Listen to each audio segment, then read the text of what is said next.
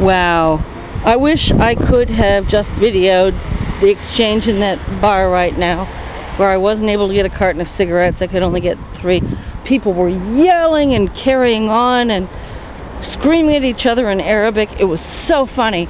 A lot of people really don't understand, like, French humor, especially Parisian humor.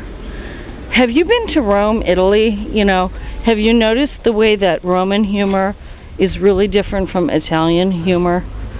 Well, it's kind of the same thing here in Paris, France. And oh, here's the guy who was screaming. That's funny.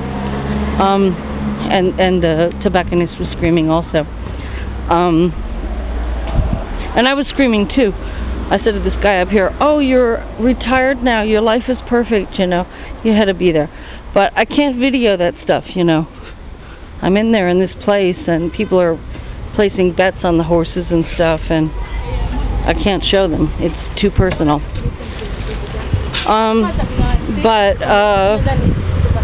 You know, you would think that the Arabs over here are like rude and pushy and stuff like that, and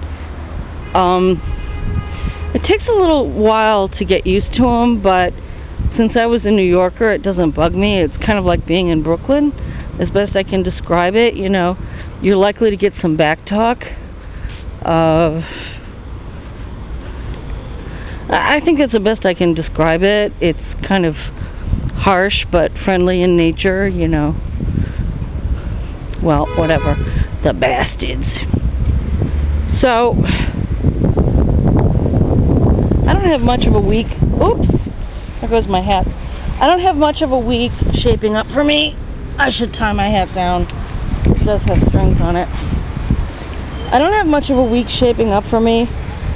And frankly, I'm not going to worry about it that much because, you know, August is the spookiest time you can imagine in France. You know, by this point in the month, today's the 22nd of August, things are just like crawling at a snail's pace. You know, the specialist I saw this morning in the hospital, I had not seen, well, I had an appointment with him in March, but I was supposed to see him again on May 2nd, and I forgot it, and I wrote it down as June 2nd. So I got another appointment on August 22nd, and that's not unusual for the summertime over here. You don't want to get sick during the summer over here, or need a dentist, or a plumber, or pretty much anything.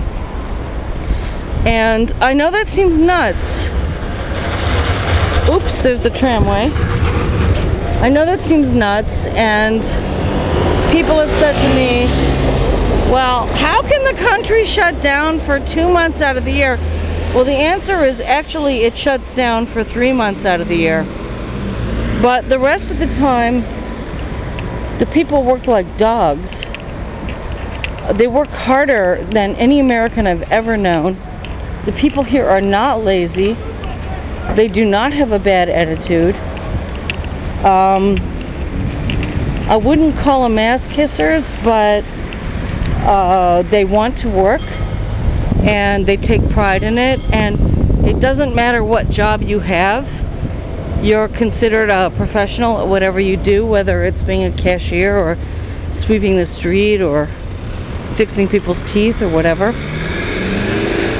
The pay over here drove me crazy initially. I used to be a legal secretary in New York, and I worked in many languages, including languages I don't actually speak, such as Swedish and Turkish and stuff. But I was extremely accurate, and I was able to take dictation in those languages, and I worked in Portuguese. I was able to answer the phone and take messages and stuff. A lot of it was just like memorization, the numbers and expressions and stuff like that. And I got really good money. I usually got about $200 a day in the 80s after taxes. And I absolutely hated the work. So when I got over here to Paris, I worked as a temp for a long period of time. And I had extremely long-term assignments. And usually the employers would ask me to stay. Not that I'm so great, but I was competent enough and, you know, had security clearance and stuff. And I was just horrified at how little they were paying multilingual legal secretaries and paralegals over here in France. I mean, it was like 10,000 francs a month. This is peanuts. That's like $2,000 a month, and you lose about a half of that in taxes. You know, how are you supposed to live on that over here? And those were 39-hour work weeks at the time. And to get to and from Paris was about 2 to 3 hours a day. Oh, it was terrible. I was constantly complaining, and my French family just thought I was nuts. They said, that's damn good pay. You know, my husband's father, when he retired, he was only earning $10,000 a month. And so they just thought I was from another planet. But you cannot compare the U.S. economy and situation with what's going on over here in Europe. You know, you don't have to worry that much over here if you need a dentist, except that it might take a while to get one. Or if you need glasses, even though they complain over here that dentists and glasses are not covered as much as they should be by French Social Security, which is probably the case. But, you know, as far as seeing just like a regular doctor and going to the pharmacy and stuff over here, it's not going to break your back.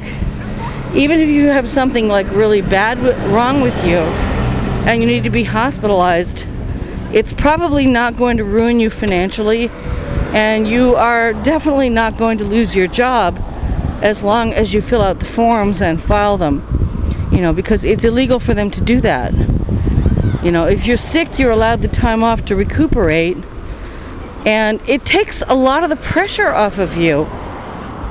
You know, if a child is sick, you know, that could be an excuse, a legitimate excuse for you to miss some time off from work and not lose your job. You know, you just don't have the same pressures over here that I used to have in the United States, where I was fired once for taking a honeymoon 6 months late. I was fired twice for taking a 2-week vacation, to which I was entitled. I was fired once because a boss's astrologer advised them to do that. And also, I was fired once in the United States for being a victim of a violent crime for which I required major surgery and was hospitalized for 10 days and out for another week, although they advised 2 weeks. But I went back to work and I was told that I didn't have a job anymore. And this was with a Fortune 500 company in the early 80s. Things have not been a bed of roses for me over here in France. So, you know, if you come over here, don't expect it to be that way for you either. But it's apples and oranges, and it's a whole different ballgame over here. And your American ideas, or whatever ideas you have, probably don't apply here, because there's a whole different system over here that you don't understand, and that actually I don't really understand either. So have a nice day, everybody. Oh man, I'm tired. Okay.